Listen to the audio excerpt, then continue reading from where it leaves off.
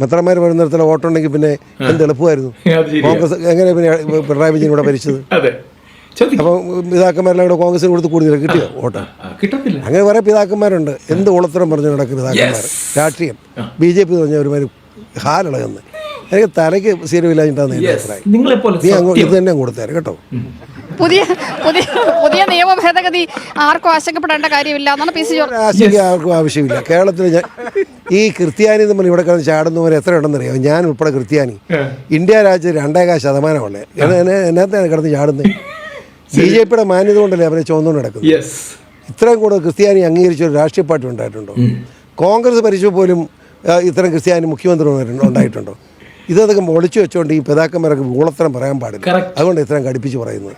കൊടുക്കുമ്പോൾ ഇത് മുഴുവൻ കൊടുക്കണം. അതാണ് ഇതുപോലെ പറയാൻ PC ജോർജിനെ കഴിയൂ. ഇപ്പൊ ക്രിസ്ത്യാനി മെത്രാന്മാർ എന്തിനാ പേടിച്ച് നടക്കുന്നതെന്നുള്ള കൃത്യമായിട്ടുള്ള വിവരം ജനങ്ങൾക്കറിയാം. കാരണം മറ്റൊന്നുമല്ല, വിദേശ ഫണ്ടുകൾ സ്വീകരിച്ചിട്ട് അത് എന്തിനു വേണ്ടി ചെലവഴിക്കുന്നു, ആര് പൊട്ടടിക്കുന്നു എന്നുള്ളത് ആർക്കും അറിയില്ല. അതായത് സർക്കാർ ചോദിച്ചാൽ കണക്ക് കൊടുക്കില്ല, വിശ്വാസികൾ ചോദിച്ചാൽ അവരെ കേട്ടാൽ അറയ്ക്കുന്ന തെറി പറഞ്ഞ് ഓടിച്ചു കളയും. അതാണ് മെത്രാന്മാരുടെ പരിപാടി. ഞാൻ പറഞ്ഞതല്ല, ഒരു സത്യക്രിസ്ത്യാനി തന്നെ പറഞ്ഞതാണ്. ആ പോസ്റ്റ് എൻ്റെ കയ്യിലുണ്ട്.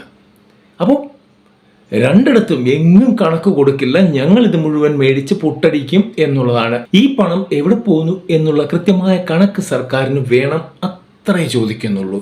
അത് കൊടുക്കാൻ ഇവർ ബാധ്യസ്ഥരാണ് ഇന്ത്യ മഹാരാജ്യത്ത് ജീവിക്കുന്നിടത്തോളം കാലം. അത് കൊടുത്തേ പറ്റൂ. എൻ്റെ മെത്രാന്മാരെ വോട്ട് എന്ന് പറഞ്ഞ് പേടിപ്പിക്കരുത്. അതായത് കൊല്ലനെ കത്തി കാട്ടി പേടിപ്പിക്കരുത്. മനസ്സിലായോ?